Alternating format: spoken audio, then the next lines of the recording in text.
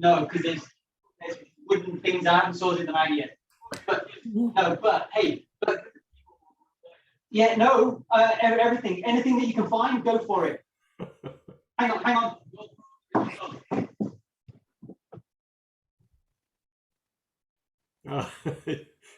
Speaking of hitting your mute button. Multitasking.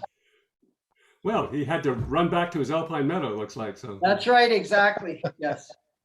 He's being chased by a grizzly up in the alpine there. It actually looks like Columbia Flats. yeah, not really high up, is it? No, it's just a really broad, flat floodplain, and then you have the edge of the Rockies around him. We can ask him now. Angus, what's the picture in your screensaver? I always like to ask, does anybody have a clue where it is? It's connected with the Fish and Wildlife Compensation Program. So looking at that scenery, any ideas? And then have a look. It looks like the Lardo Valley to me. No, you see, thinking too local.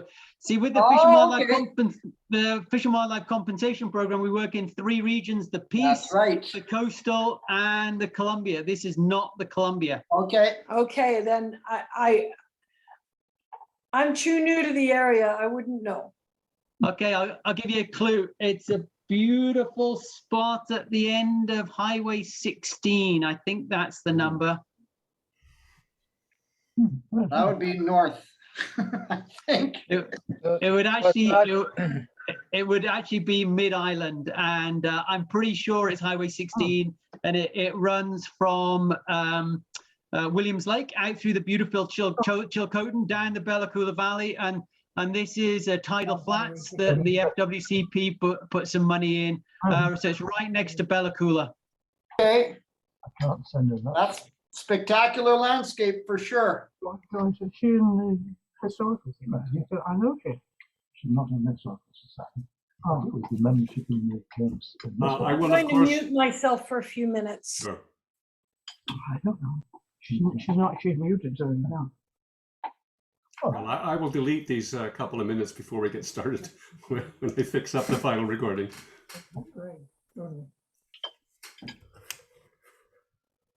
Why do you want? But I have on occasion said I was going to record something, and I did it 5 minutes after we started. So Angus glass. Okay.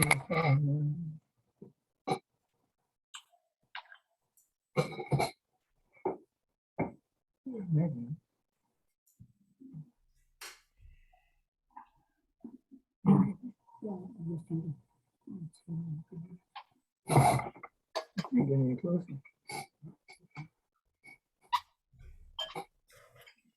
No, Angus glass is out to lunch. That was I was so sure something. No, can't possibly be. It's the goes to the Queen's Heart.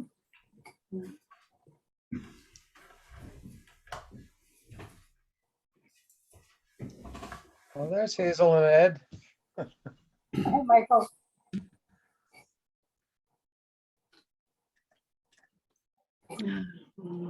That's how young. okay, it's just turned 7, but I'm still going to wait for Karen to. Oh, she is back. Oh, that's great. I am. Okay, so we should get started shortly. I'd like to remind everybody during the presentation to please hit the mute button so we don't hear any extraneous noises like you sneezing or whatever. And there will be a chance for questions at the end. And at this point, oh yeah, so I think most of you are familiar with the mute button. For most of you, it'll be in the lower left corner. So please click that. It's up to you whether or not you want your video to be shown. It doesn't really matter to me very much, but it's totally optional. You can turn off your picture if you don't want it to be shown. Or if you're leaving the room, that's usually good policy as well. At this point then, I'm very excited about tonight's presentation. I'd like to turn it over to our coordinator, our program coordinator, Michael McMahon, and please introduce our speakers. Okay, I'll introduce our first speaker. That's Dr. Karen Trebitz. She was born in Germany and has kept fluent in both German and English. Did her primary and secondary school work education in New Jersey, and then returned to Germany for training in equine breeding management, where she got a journeyman certificate in that. Moved back to the US and for 25 years was a farrier in Eastern Pennsylvania, also a competitive rider, a ski instructor, a whitewater guide, and became a mother at the same time.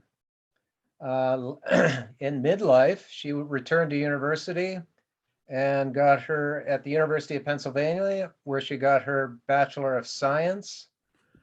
She majored in biology and aquatic ecology, did her thesis in project stream ecology, and in 2012 got her master's degree from Washington State University in environmental science, and did her thesis on who talks to whom, water resource management of 5 Columbia Basin reservoirs. And I can imagine copies of that flew off the shelf by all the people who want to know about water levels want control of water levels in Columbia Basin reservoirs. In 2020, she received her PhD from the University of Idaho in water resources communication, law, policy, and management. Her thesis was who talks to whom in water resource government. Oh, I doubled that. Sorry about that, Karen. My mistake. So I didn't get the MSc right, but the PhD was in who talks to whom in water resource governance in 5 large Columbia Basin reservoirs. Her current employment is with the consulting partnership in the trail area, a conservation consulting partnership.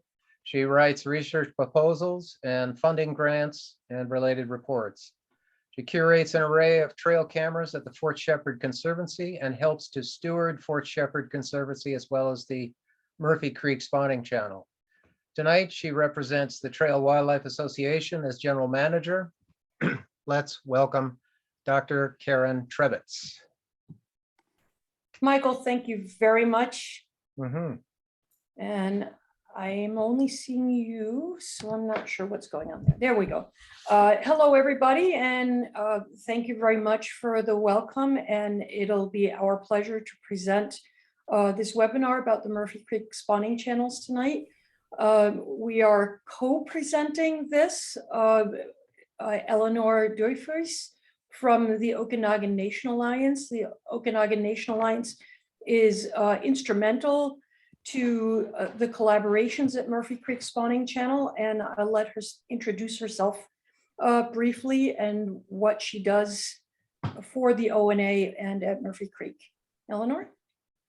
Hi, I'm Eleanor. I've been working at the Okanagan Nation Alliance since 2018, and I've been involved at the Murphy Creek Spawning Channel since 2016, and have gone from conducting field work to also being responsible for project management activities, including permitting and reporting. I also run the pit tag antenna arrays at Murphy Creek, and I'm super excited to share those data with you today. I guess that leaves us over to Angus. Thanks very much, Karen and Eleanor. That's great. And I'll just share a screen just to flash up a few slides about the Fish and Wildlife Compensation Program. Really nice to see some familiar faces around the table as well. So hi to those folks that I haven't seen for a long time. But I'd like to just extend a very big thank you to Michael McMahon. He heard about this presentation a few weeks ago, and you can see the date down here. Everybody can see the screen, I take it? Great. Friday, March 4th, Michael reached out to me and said, hey, would you be able to do a rerun? And thankfully, Eleanor, Al, and Karen said, yep, we can do that. So without further ado, just to few words about the Fish and Wildlife Compensation Program. We're a 5-way partnership. We conserve and enhance fish and wildlife impacted in watersheds impacted by BC Hydro dams. We get all of our funding from BC Hydro, and and BC Hydro fulfills its water license and voluntary commitments through the compensation program. And those are our 5 partners. So First Nations, the province of BC, BC Hydro, public representatives, and DFO as well. And we've really been proud to be funding work at Murphy Creek since the mid-90s. In fact, when we started in the Columbia region. So it goes back a long way with the Fish and Wildlife Compensation Program. We work in 3 regions of the province, and I'd just like to acknowledge the fact that we are very grateful and acknowledge the fact that we were able to work on many First Nations unceded territories. And there you can see the green up north, Peace region, our southeast corner, the mustard gold, and a patchwork of FWCP watersheds in our coastal region that goes all the way into the Shuswap. So it's a really kind of a mixed bag around the province of where we fund projects. This year we're looking at about $9 million over 100 projects. And finally, if you want to reach out to me, just go to fwcp.ca. All the contact information is there, but really encourage you to subscribe at fwcp.ca. Subscribe, or if anybody's on LinkedIn and Instagram, just look for those as well. And I can pop those links up in the chat later. So thank you very much. Really say thank you again and hand it back to Karen. Thank you. And I think the agreement is Eleanor's going to play the slides for us. So Angus is out. Eleanor, can you start sharing screen, please? It does say host disabled participant screen sharing. Oh, so the host will need to. Either that or Brian said that he had it available as well. Okay, let's just give you one more try here. I'm going to see if I can fix that, and otherwise we'll go with me. Okay, here we go.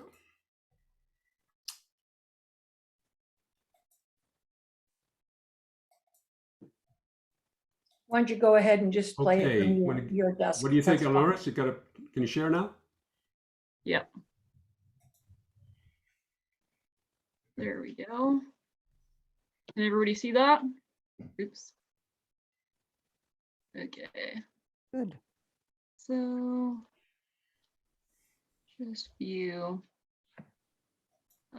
page display. I'm sure we can get full screen mode. Does that look good? Perfect. All right. So you happy on this slide? Yep, we can start right there. So the Murphy Creek spawning, the Murphy Creek drainage actually goes from all the way from the red spot down at the Columbia River up into that green oak leaf looking thing on the left.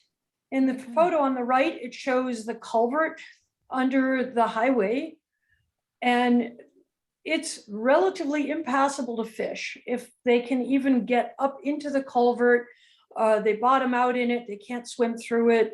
And this is actually a very common problem throughout the US and Canada. There's been a lot of work to remove culverts, especially in the US by the US Forest Service, and to build different ways of getting fish through the culverts. And it's just a problem, but it's a very expensive mitigation to pull culverts. So we try to do other things. Eleanor, advance, please. So in 1987, the Trail Wildlife Association got together with a DFO fish biologist, and they literally caught the spawning trout and hiked them up and over the highway and released them again above the highway, which probably isn't so much fun, and it's not an ongoing solution. Next slide, please. So then the Trail Wildlife Association decided that it might be a better idea to actually create a side spawning channel with a settling pond so that the sediments can settle out, and then you have nice clean water going through the project area. And the project area is now about 225 meters long. The first piece was 100 and change, and then it was almost doubled over the years. And then the blue in your screen is where Murphy Creek continues on out to the Columbia River. And it's right next to the Birch Bank Golf Course. In fact, there's an intake for Birch Bank right there for their pumping system. So again, there's another collaboration to have access and helping us with some of the projects. Next slide, please. So as a quick maintenance and project timeline, this whole thing, we saw the first slide, 1987, we were moving fish around the culvert. And then in the early 90s, there was a planning and construction of those first 100 meters, got expanded. And after that, it was a lot of channel maintenance, just adding gravels, building log checks between the pools, building floating structures so the spawners have cover, then dredging out the settling pond. These are all things that are recurring projects as the spawning channel needs maintenance regularly. It's a completely engineered system. And then until 2012, from 06 to 12, there was a big gap. And part of that was a gap of funding, and part of that was a gap of there just didn't happen to be someone at Trail Wildlife who was interested and had the energy to put into doing regular work there. And then in 2012 and 13, Robbie Frew took up that baton and started working forward. And next to me, Al Millett, who is now the fisheries director at Trail Wildlife, and we'll talk to him at the end of the program. They started really getting this all active again, invited the ONA in to help us out. And they've really been, the Okanagan Nation Alliance has been critical in getting permitting done, getting all the ducks in a row with the project management, have been super helpful. And Angus already said, Fish and Wildlife Conservation was there from the very beginning. But now in 2021, we started receiving core funding, which means that every year a certain amount of money is guaranteed to the project, which is also a great relief to us because it guarantees an ongoing project here. Next, please. So this is what it looked like in the beginning. There's the highway culvert. They did a diversion. This was a big project. And there are two of these Grizzlies intakes. There's a 24-inch pipe and a 10-inch pipe going into the system. Next, please. And over the years, there was a lot of planting done, native plants. On the right is a native maple. On the left is a thimbleberry. Next, please. And this is the transformation from 1994 to last summer. The same section of the spawning channel. This is on the lower half. And the next slide also shows what it looks like, quite natural looking, except that you see a water bar up in the top left. It looks like it could be a natural stream completely. And as we just flashed there, that's a Columbia lily, which is a native plant. It was not planted there. It was a very important first foods plant to the native nations, both in the US and in Canada, and the native rose that's beneath it. And this is where the spawning channel goes back into Murphy Creek and heads down to the Columbia. So this is where Eleanor takes off with us. This is a crew of last year. Al Millett is the one in the bright orange helmet, and Eleanor can introduce the rest of them and take over for us. Yeah, so this is Al here, and then next is our excavator operator from Birch Bank. And then there's Evan Smith, Courtney Hedebrie, and this is me. And we're dredging the settling pond, just looking for juvenile rainbow trout prior to the Birch Bank Golf Course dredging in order for them to be able to take water out to pump into their golf pools. So that's all that photo is. And I'll talk about that a little bit more. But so some of the annual things that we monitor at Murphy Creek that just kind of let us know the condition of the spawning channel is things like water temperature, which this is just an example graph on the right. So you can see I have rainbow trout preferred temperatures in that green. So you can see how much time in a year the Murphy Creek spawning channel spends in that preferred temp. It also never reaches the lethal limit for rainbow trout, so that's really important as well. Annually, for 2 years now, we've also, TWA and Karen particularly, have operated wildlife cameras, which particularly for this project can show us predation events of otters and eagles and things. And then we also have terrestrial vegetation, which TWA has done a lot of planting in the past. They also do grass seeding anywhere there's exposed soil. And with the planting too, a really important piece is watering, which increases survivability of planted native plants, and also just a little bit of invasive removal as well.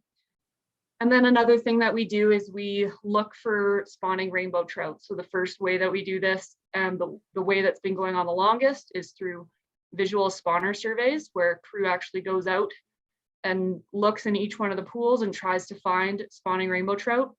And just last year, 2 years ago, we were able to start supplementing those data with pit antenna arrays, which I'm going to talk about next in 2 slides, sorry. And so the ways that we measure success, so in general, if we continually successfully operate the spawning channel, I think that's a pretty big success. When we see spawning rainbow trout, obviously we're doing some good things. Some of the issues that we've had in the past are access. So that bottom middle photo there is where Murphy Creek enters the Columbia River. And depending on the level of the Columbia River, they can actually have issues accessing Murphy Creek, as well as turbidity can be a big issue as well. On the right, you see where our intake structures are supposed to be, but it's incredibly turbid, high waters. So it can be a little bit hard for trout to spawn in these kind of weather conditions as well. And another thing that we like to use to measure success is if we can get community involvement. And of course, every year we're extremely reliant on TWA's volunteer hours. But if we can also get some other aspects of community involvement, whether that's them coming to the channel or just, reaching out and explaining what's going on and getting just involvement that way, that's also great. So here's the pit antenna arrays that have been super fun for me in the past 2 years. On the left, you can see this is a cord antenna system. And then on the right, I've circled it in yellow. That's a submersible antenna system. So the one on the left is actually in the Murphy Creek spawning channel. And the one on the right is just at like the low end of Murphy Creek. So right before it enters the Columbia River. That label is just a little bit low. It should be just a little bit higher. And in 2020, just some interesting facts. Sorry, I'll explain what pit tags are. So pit tags are passive integrated transponder tags, and they're generally 11 millimeters long, and resemble a grain of rice. So they're implanted into fish, usually under the dorsal fin, and allow for identification of an individual fish. These tags can be recorded using either of these 2 pieces of equipment. And they were originally installed in 2020. In 2020, in the spring, 25 adult rainbow trout that were tagged were detected in Murphy Creek, as well as that was 6 at the one on the right at the outflow, and 24 individual tagged fish were actually in the spawning channel. In 2021, 21 adult rainbow trout and 1 juvenile rainbow trout, I accidentally wrote 2, but it was just 1, were detected in the spawning channel. And 6 of these rainbow trout that accessed in 2021 also were in the spawning channel in 2020, which is pretty cool. They're coming back to the same place using the same spawning channel. And one of the biggest things that we can figure out from using these antenna arrays is how to calculate residence time. So that's the amount of time a fish spends in a particular system. And residence time and observer efficiency, which is how accurate an observer is at seeing fish in the water, are the two main unknown variables in calculating escapement from visual spawner surveys. So what we've learned over the last 2 years of operating these antenna arrays is that residence time, so the amount of time that individuals fish are spending in the spawning channel, is probably a lot lower than the amount of time they spend in Murphy Creek and in other similar Columbia River tributaries. This can mean that fish hold in Murphy Creek main stem and then just access the spawning channel for a shorter amount of time to spawn. And this basically matters because when we do our visual surveys, that if that number gets smaller, it basically results in a higher estimate for the number of rainbow trout that have actually successfully spawned. But observer efficiency is something that we haven't tested yet, but it's probably lower than what we think, because as you saw in some of those previous photos, the amount of vegetation that's around at Murphy Creek is a lot higher now. So it's a little bit harder for observers to see into some of those pools. So another reason why we operate these reader arrays is just to compare it with what our actual estimate for escapement is. So say in 2020, we estimated that about 38 rainbow trout accessed the spawning channel for spawning. But since 24 tagged rainbow trout entered the spawning channel, it's pretty reasonable to assume that that's probably an underestimate, and probably more fish are actually using the spawning channel. So how do pit tags get into the system? There's two main ways right now for tags to get into the Murphy Creek system.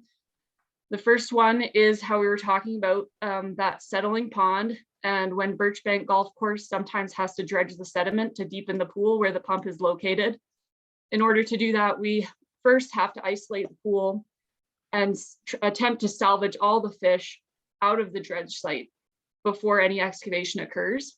And so we did this in 2020, and we captured 155 young of year and juvenile rainbow trout.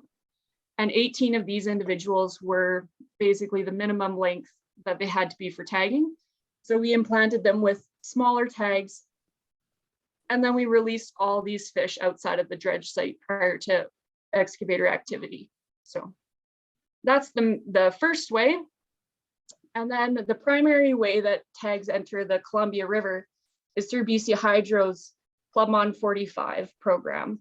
So this is BC Hydro's large Columbia River, large river indexing program. So this is a nighttime boat electrofishing program from HLK Dam to the border, and it targets rainbow trout, mountain whitefish, and walleye. And I've been on this crew for about 4 years. It's really cool because then it just means that I get to actually hold the fish that go into Murphy Creek and activate those pit tag readers. So that's pretty fun.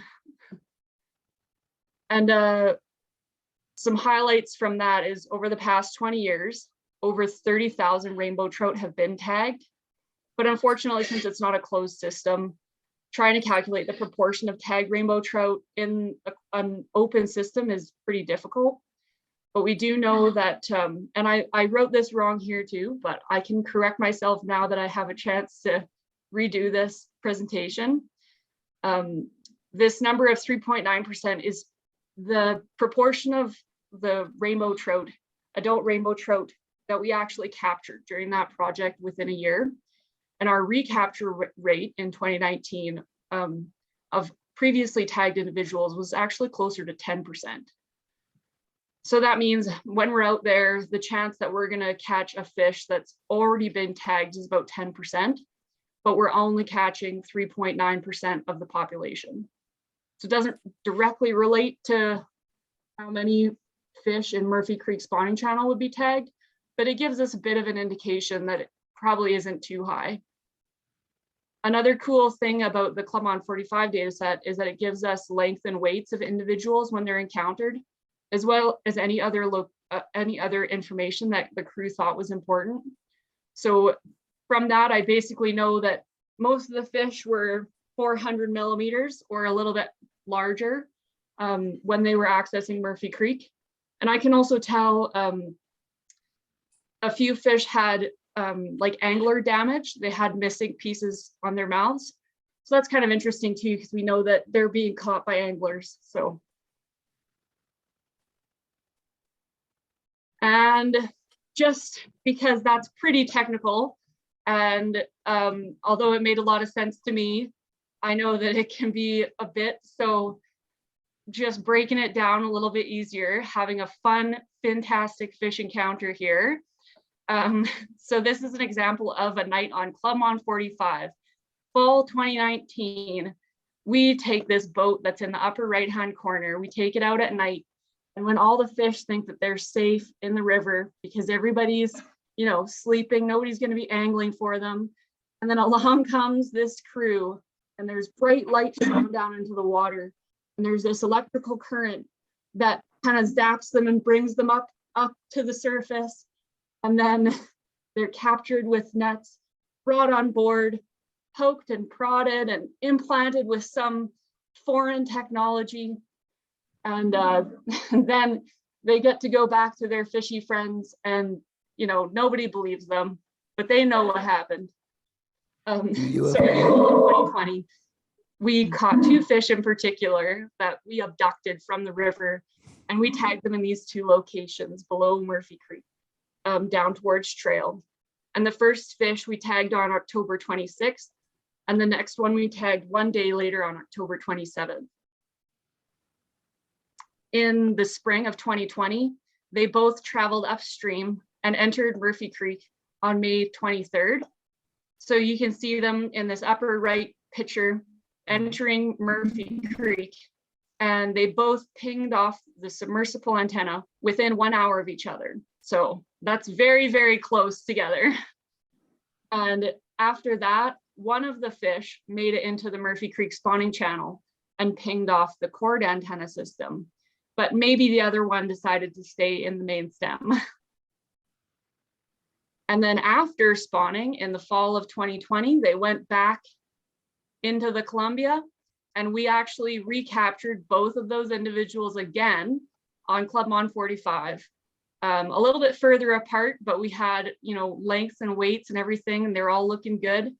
And we haven't seen either fish again since, but pretty cool that we can, and there's so many instances where stuff like this happens, but these ones were by far, I think, the coolest. So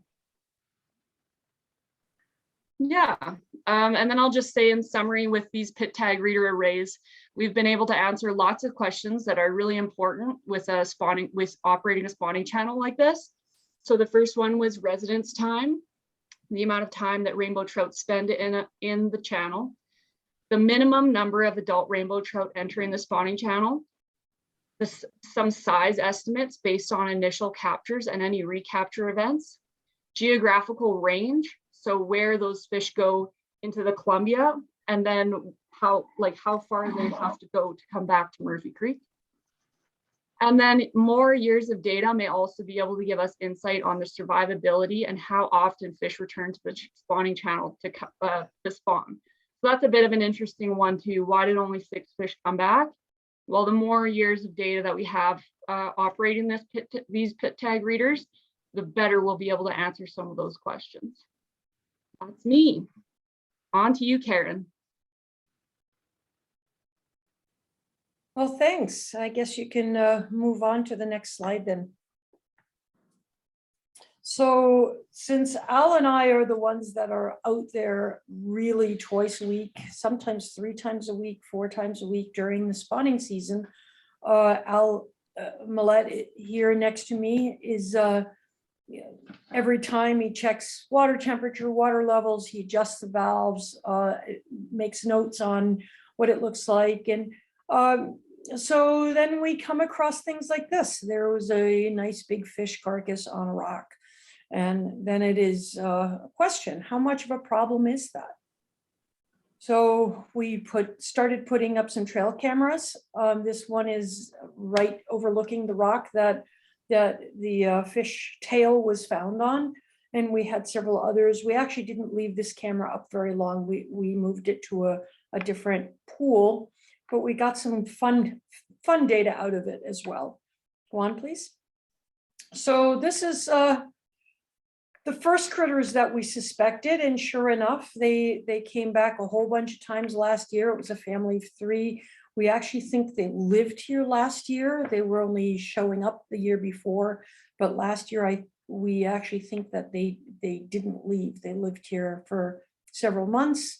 And that little grassy spot where they're romping around on was just stank of fish excrement. And one time we found a jawbone and some roe, but most of the time, all the evidence is gone. So it's a little hard to know how much are the otters eating, how often. We've never caught them on film with the fish with them.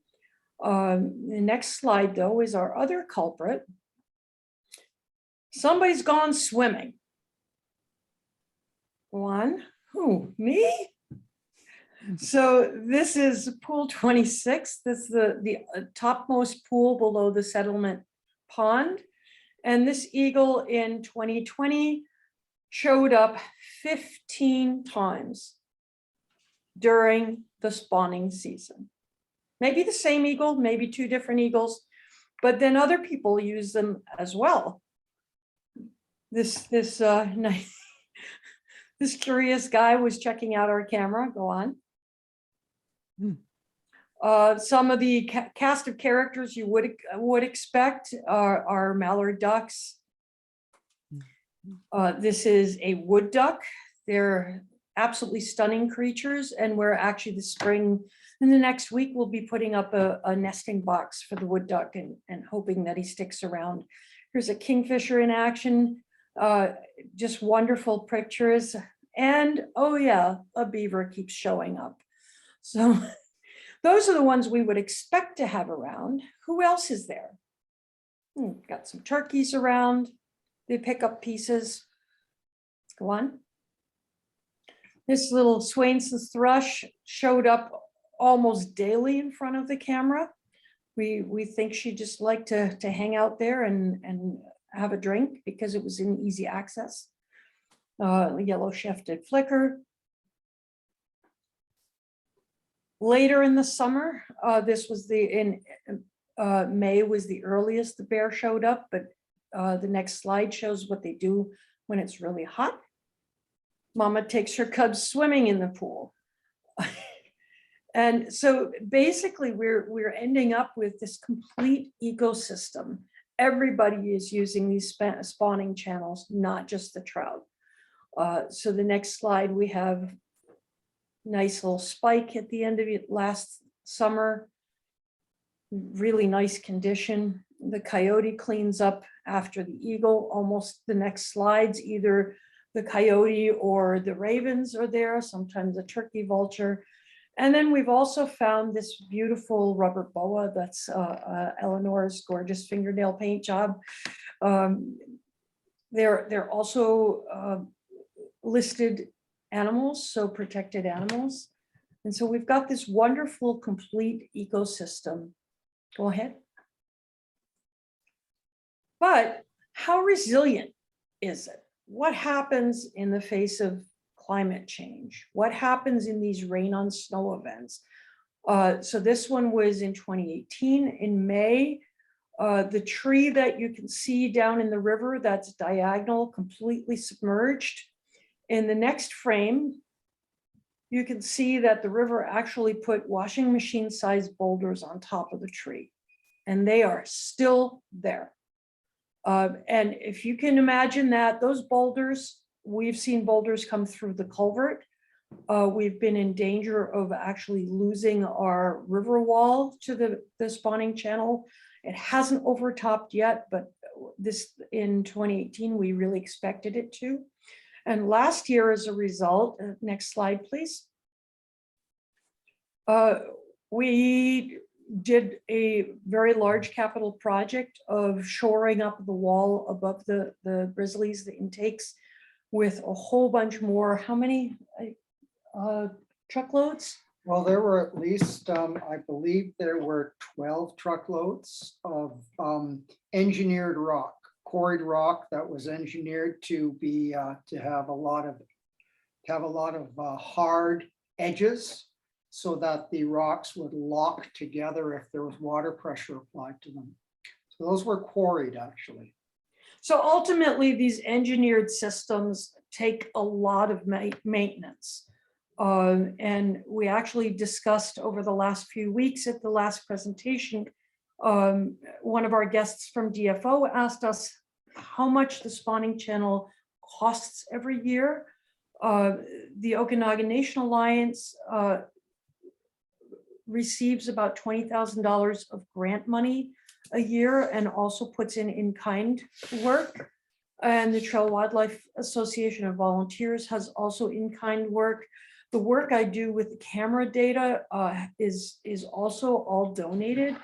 So this system probably costs between $25,000 and $30,000 a year to operate. And that's not in a year when we have a big capital project like this. And the settling pond where the curtain was the whole length of the pool, that cable broke last fall. So we're actually trying to figure out how to pull that curtain up. It weighs an awful lot and it's covered in silt, and we need to fish it out and rethread the cables and rehang it. So there's always work to do. And that begs the question, next slide, please. What do we do? This has been a hugely successful project. We have good returns. The fish are always healthy. Eleanor loves coming there and geeking out on our pit tag readers. We actually have enough space adjacent to the existing channel to basically double the capacity of the channel. We could build it out and do more. If we opened up a path through the culvert, there's only about 1.5 kilometers of habitat above the culvert upstream before there's a large waterfall that's impassable to the fish. So that begs the question then, should we be looking at other streams, fish-bearing streams? Where is our money best spent? Next slide, please. And so that brings a really important discussion. This is Blueberry Creek. It is just south of Castlegar. And there are the possibility of 25 kilometers of this kind of spawning habitat from the Columbia River all the way up to Nancy Green Lake. And the problem is, though, next slide, please. It has 2 culverts. The culvert on the left, where there's actually a fish sneaking in path next to the beautiful painting. There we go. Thanks.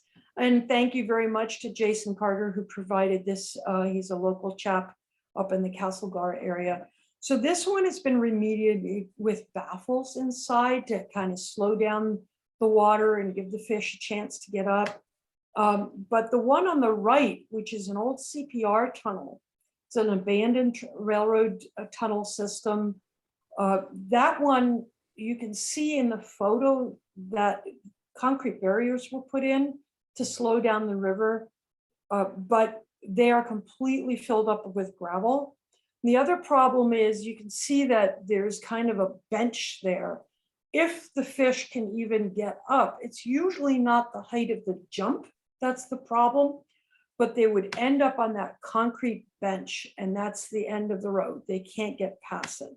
So the tunnel and culvert is virtually impassable to the fish, which really brings up the discussion of whether money is perhaps better spent on removing old culverts like this.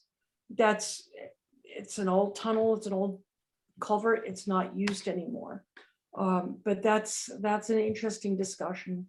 And again, back to the Murphy Creek channels, that wonderful, handsome guy on the right is Al Millette. He's also sitting here with me. He's the fisheries director for Trail Wildlife Association, and he's in the photo adjusting the water level, which reminds us that this is a completely engineered system. It always needs maintenance. It always needs monitoring. It is not a natural system. and it always needs help. So volunteers are appreciated. Joining the Trail Wildlife Association, or getting involved in any groups. You guys there at the Naturalists, that's another wonderful group to be involved in. Donating funds, donating materials, donating your brain cells. So just there's always some interesting engineering problems to work out as well. Getting involved, that's the best way to help anybody. And I can actually in the chat put up our phone number and the email address for Al Millett. And then with that, I think we'll take the final slide there and open it for discussion. Thanks, Eleanor, that was great. So back to you, anybody for a question? Maybe you could stop sharing the screen at this point. Perfect. Okay, I guess we're open for questions. What, I'll take one. What proportion of the total population did you think those 24, 25 returnees constitute of the total population of rainbow in Murphy Creek using it? I would say that 10% of rainbow trout being tagged would probably even still be an overestimate. So, but it's very hard to say because we're not seeing a lot of fish, but there's so much escape cover where they can be hiding that it's quite difficult right now to get a good idea of how many are using the spawning channel in a year. But I could easily see it last year being over 100. So at least 10, maybe like max 25, I guess. But that is definitely something that is a big question mark right now that we're trying to answer. I'm just looking at even the slides that you showed of the predators that feed on those things, the river otters, the bald eagle. You said it was 13 visits by a bald eagle or bald eagles. Yeah, so And in black bear. 2020, quite a few. And last year, I haven't counted yet how many times it came back. And we've also added cameras with different aspects so we can actually see. This year, we hope to actually catch the place the eagle sits to eat. So we could positively identify each time the eagle catches. Because there's never a scrap left. We can't collect the pit tags. We can't collect the tails. There's nothing left. After the eagle comes all the scavengers to pick up the pieces. Mm-hmm. I'm just looking at the list of predators, and you've got this relatively small stream that makes the fish vulnerable to Yes. black bear and all that. And I'm sure you're getting great blue heron and osprey up there too, I'll bet. But it just seems to me that whether it's 100 fish or not, those river otters take a lot of fish. I know they're efficient killers. Just how you could make a sustainable population up there. Yeah, so maybe I can just bring us back to when we dredged that settling pond, catching 155 young of year and juvenile rainbow trout. That was a huge positive for us. And that was the density of fish was pretty incredible. So just in general, to me, that says that they're actually doing really, really well. We didn't have any particular pictures of it, but there's a huge, very dense, almost aquatic vegetation mat in the settling pond, which I think would, if you just look on the surface, you don't see any fish. And then we ran the seine net through it and just fish were everywhere. It was pretty crazy, but that is another good point. I've been looking at other ways that we could estimate recruitment instead. So instead of looking at the number of spawners, you're looking at the number of fish it's actually producing. So that's another way that is an option in the future, but unfunded. So we have it as a recommendation. And that also reinforces the idea of, would it be better to get the culvert out of Blueberry Creek and have 25 kilometers of natural habitat that these spawners can get to. And possibly if the salmon reintroductions are successful in any way, that the salmon also have a place to go. There's a lot of questions with that are still open. Well, thank you. Maybe somebody else has got a question. I have one question. Who mentioned for the plants that you were planting was the thimbleberries? Yes. Where did you get them? I haven't seen them since I was a little girl in Ontario. I've never seen them since. Can't find them anywhere. Where? I love those things. Everywhere. Yeah, Are thimbleberries they everywhere in BC? they're all They're over the common place. here. Yeah. Yeah. The edge They're buried in almost every like rural dandelions. property. Yeah, so they are native here. There is who is it, Gregoire? Oh, yeah, Sells native plants. yeah, there are a number of, if you wish, you can simply email us and we'll give you an idea. There are at least 3 greenhouses that I'm aware of in this part of the Kootenays that grow native, essentially native occurring plants. And there's a move afoot to make sure that those plants that are propagated from local seed stock as well. So there are growers in the area that can supply you with plants that are endemic to the area. And they have a number of advantages, you know. Yes. Yeah, and also as far as native flowers, especially pollinating plants, Valerie Huff of the Kootenai Native Plant Society and Kinseed.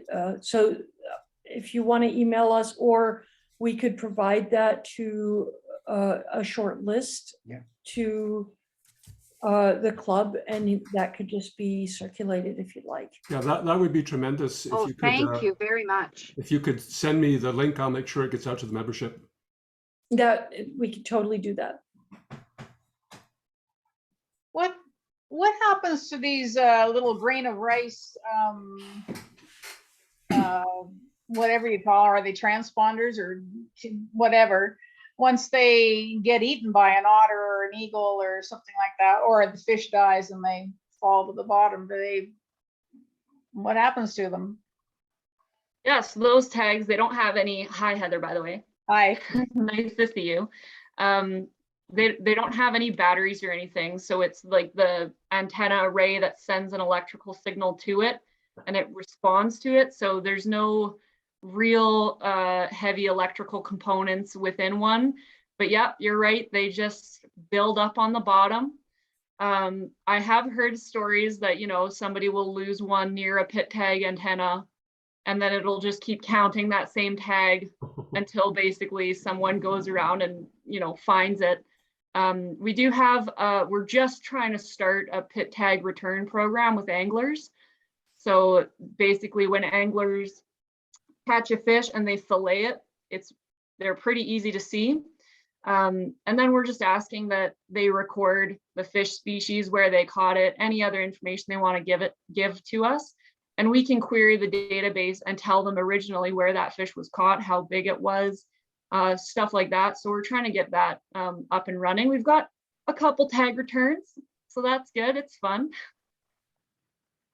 Yeah, okay. I got more.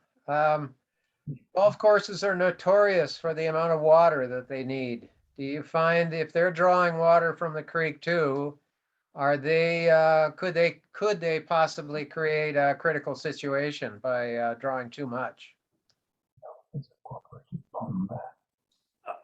Al might have the best answer to that, but basically we monitor the system at least 3 days a week, and we adjust the valves to make sure that the system has a certain amount of water flowing out of the settlement pond.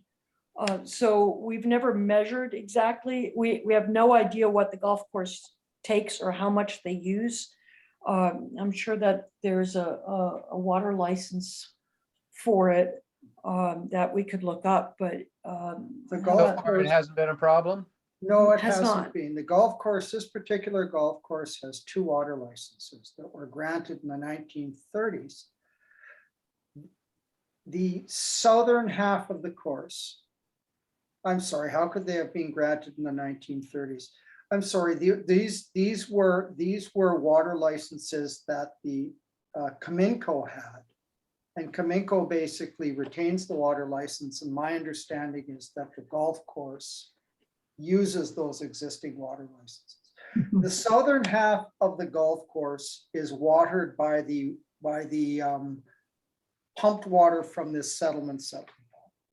I've never seen a situation, even though in 2 of the last 5 years, Murphy Creek has actually technically dried up, in that the water flowing through the creek will emerge from the culvert, collect in this pond below the culvert, and then whatever water exists is either diverted into the settling pond, or it disappears under the gravels and emerges about 150 meters downstream.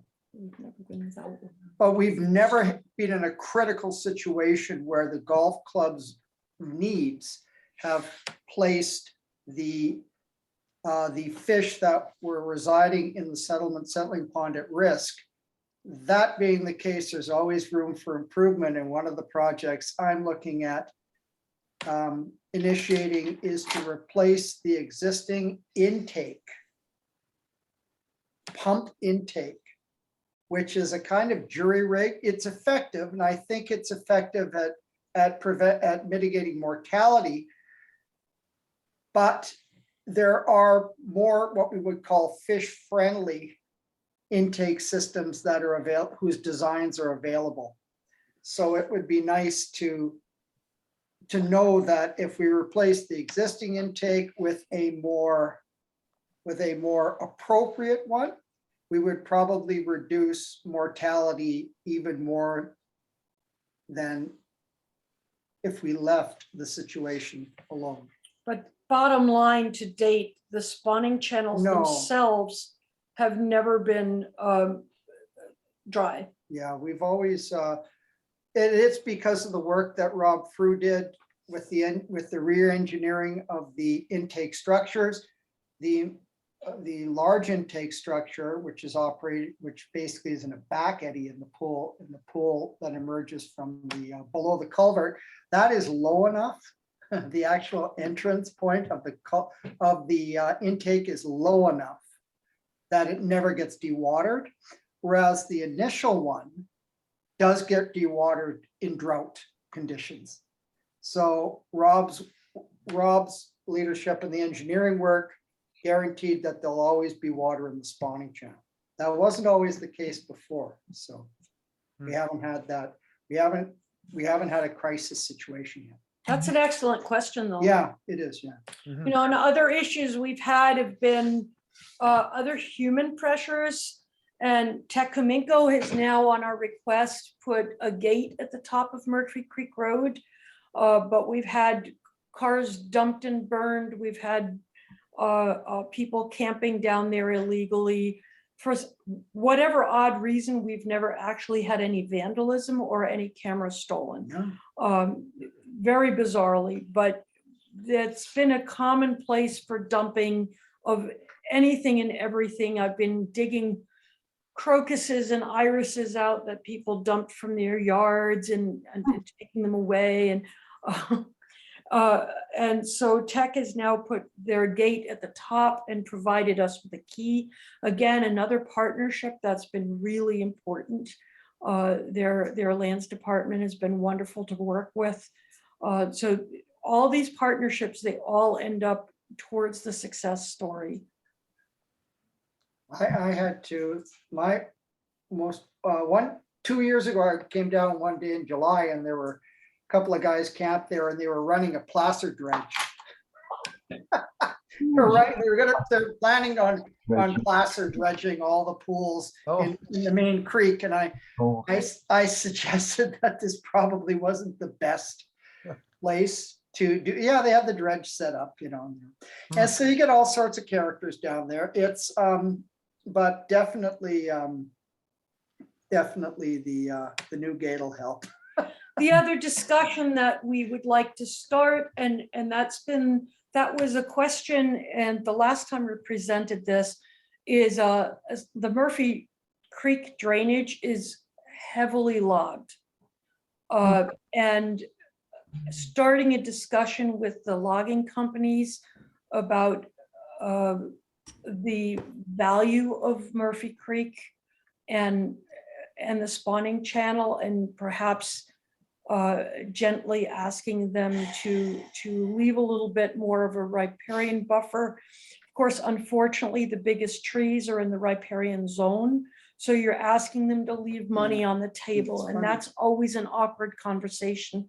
But logging companies, there could be one of the biggest helpers in conservation if we can have the right conversation. You know, it's funny that Karen mentions that, because I had Eleanor and I had a discussion about that issue in terms of my impressions as somebody who's on the land quite regularly, my impressions of what's happening to this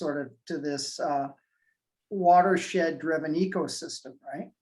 And my impressions are simply impressions. They're not data driven. And so Eleanor and I had managed, because she's done some research on cutting rates in the basin, in the drainage basin, and she was able to kind of make a couple of statements that led me to kind of draw back and perhaps come to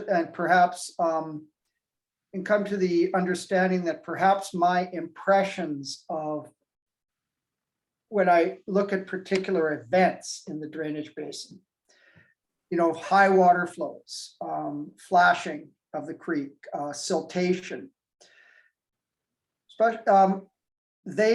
those events may not be contemporary events associated with, let's say, rapidly increased cutting or climate change, but they may be natural events associated with the nature of the basin, which is very steep, which is a very steep grade. It's a big watershed. It's very short, and has a very steep gradient.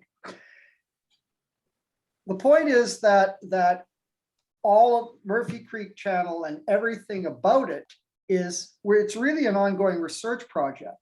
And every time you ask a question, such as, am I living through, you know, it's what happened in the last, since I've gotten there, unusual? Are things getting more unstable in the watershed for 2 or 3 different reasons?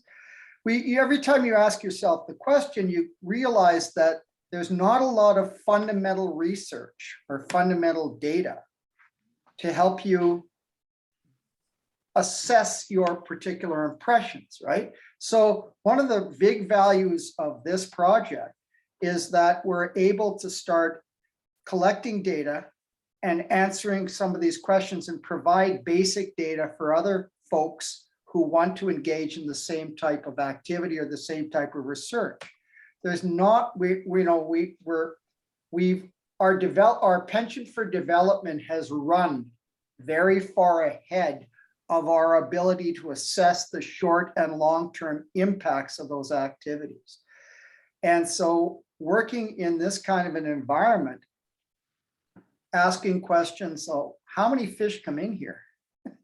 How long do they stay in here, and how many are being taken by predators? Are fundamental questions. But when you go into the literature and you ask and you look at literature, first of all, there's very little literature on spawning channels that aren't large government-run spawning channels that are essentially hatcheries. That's the first thing. The second thing is that even in those systems, a lot of this fundamental information is not available to someone who wants to basically build a spawning channel and run it. So what we're able to start to be able to provide is basic data that can help other people, such as the question the last time we had the presentation was very interesting. how much does it cost to run, to maintain something like this? And how many hours does it take a year? Well, we're starting to be able to, we're able now to start to to compile that. We've got enough experience and information to be able to say to people, well, it would be nice for you to build the channel, but maybe your effort is better spent making sure that the adjacent waterway maintains its natural stream characteristics. Because one thing I'm starting to understand is that it's a heck of a lot cheaper to maintain a natural system directly. Now, there may be some indirect costs in terms of foregoing development, but the point is, in terms of bringing fish into those channels, for example, it's a heck of a lot cheaper to maintain a natural system than it is to try to construct one after the fact. So, So Brian, we're coming up on, or we've just passed 8 o'clock. I don't know whether you need to wrap it up or whether we want to stay open for questions a little bit longer. What's your feeling? Well, if there's anyone else who has some pressing questions, by all means, go ahead. But be mindful of the fact that we are just over an hour now. Peter's got a question. So I think we're all good with sticking Yeah. around. Just wanted to make sure we're aware of the time. Thank you. My question concerns that railway thing, the CPR, the culvert on the Yes. Blueberry Creek. Yes. I understood from what you said that it is no longer being used by a railway overhead. What's the chance of being able to jackhammer whatever the concrete out of the bottom of it and make it passable for the fish? Would we need permission from CPR to demolish the part of that thing, or do we need Fish and Wildlife permission to muck about in that water stream? That's a great question. All of the above. that's right. It is exactly. Yeah. all of the above. Yes, it's a little unclear who actually owns the culvert at this point. We know that the highway tunnel is highway culvert is MODI, is the Division of Transportation, but the CPR culvert, it's less clear. So we've started, and the chap that provided those photos, Jason Carter, has been talking with various groups as well, trying to get to the bottom of that. And we also had a representative from DFO at our last iteration of this presentation who completely advocated going that route. He said, yeah, it's more money, but this is the more valuable way to spend more time and more effort, and more money. So again, those things take a long time, and they require collaborations, interagency, as well as federal probably permits, not just provincial permits, because probably fisheries and oceans would be involved, and of course local questions, and don't know how much the community would have to be involved either. Eleanor, you might have some thoughts there as well. Yeah, I think the Blueberry's an interesting spot, that culvert there. There might be things coming down the pipes soon. I've heard just rumors, so I don't want to get anyone excited, but they're hard processes to do. So it's very hard to even just, if CP Rail owns something and it's been abandoned, it's very hard to get them on board with making alterations and all that kind of stuff, because they're not really required to. So you have no real basis to make anybody do anything. So it can be really hard to show people what the priority is. But we'll see in the next coming years. I'm hopeful for sure.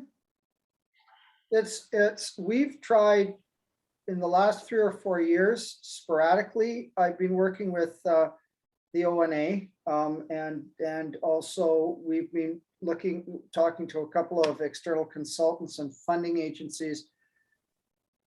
These projects are quite interesting. In some senses, it's a kind of it's a project that no significant economic or political actor in the area has really wanted to take on. But the value is significant ecologically, and as I think there's two processes going on in the area. The first is one of them is climate driven. The other is more broadly socially driven. These interior river systems that we have in southern British Columbia are becoming very valuable because with the weather regimes that we're getting in the summer, it's increasingly difficult for anglers in other stream systems to the west and to the south to actually access water for sport fishing after a certain date. So we can continue to fish here and in the Elk River and then the St. Mary's River because water temperatures remain within that zone that does not place the fish under extreme duress. So that's the first thing. So these areas are becoming more valuable. And as they become more valuable, it probably makes sense from a policy standpoint to spend some money to make sure that the value of the dynamism of the streams remains strong. And that means doing something with Blueberry Creek. The second thing is the socially, more broadly sociopolitically, there's increased traction with the idea of returning anadromous salmon to the northern, to the Canadian, effectively the northern Washington and Canadian section of the Columbia River Basin. And that may provide the impetus to bring funds to bear to enhance tributary access, especially in a big waterway like Blueberry Creek, for salmon and other salmonids going forward. So I think that there is optimism. I will say one thing, and it's been interesting. I've really been interested in this in the last couple of years, that compared to the situation in the United States, if I go to the United States for a conference, it's crawling with politicians. Everybody wants to appear current with the issues and everybody shows up. If the federal folks are around, they show up in Spokane. All the state people show up. Once in a while, a big hitter comes in, like the state attorney general, sometimes makes an appearance. Governor Inslee hasn't been able to, but he always weighs in by, through media. Yeah. The interesting thing is in Canada, I've been to quite a few events, big and small. I have not seen one federal or provincial politician, including my local MLA, who's a cabinet minister and the vanguard of the CRT renegotiation at an event. So busy girl. it's very unusual. I can't figure it out. They can't be that busy. So one of the ways to get this going is, this is a political reality. I mean, there's pressure, but until a political figure, either federal or provincial, takes it on and has an interest and goes back and sees if they can expedite things, these things don't necessarily get, something like Blueberry Creek, which is probably at the outside a $250,000 project. I'm just gonna, throw a high number out there. We've got an estimate. We had an estimate a couple of years ago, substantially below that, $250,000. It's money, but in the grand scheme of things in British Columbia, it's not money, and which is another frustration with me. But that's one of the issues. The issue is a lack of political agency on the part of representatives of government. Was that way more an answer than you wanted, Peter? Well, it's important though, So that was a great Our question. own though. monkey wrench gang, Peter. Yeah, that was a great question. That's what I was thinking of, Michael. I got a sledgehammer and I can sure rent a jackhammer. We could go and do some mucking about as long as we didn't get into too much trouble with DFO. Find a few quarter sticks, yeah. But I'm sorry if I'm talking too much, but I will say one more thing. That's of all of these structures, in-stream structures, an in-stream engineered solution to a problem is more vulnerable than we might have thought otherwise. So the idea of these creeks are so volatile and the flows are so incredibly vary so much. And in high flow years, the amount of force exerted by the stream moving through the bed is so enormous that there aren't a lot of easy solutions. So in-stream works, let's say like simply building out the plunge pool in front of the culvert. It can be done. It seems like a good idea. 9 years in a row, everything's working. Until Year a 10 boulder comes rolling. through Year the 10, all culvert. hell breaks loose because of a high flow or a high freshet event like we had in 18 with the flooding in Grand Forks. And all of a sudden, your in-stream work disappears.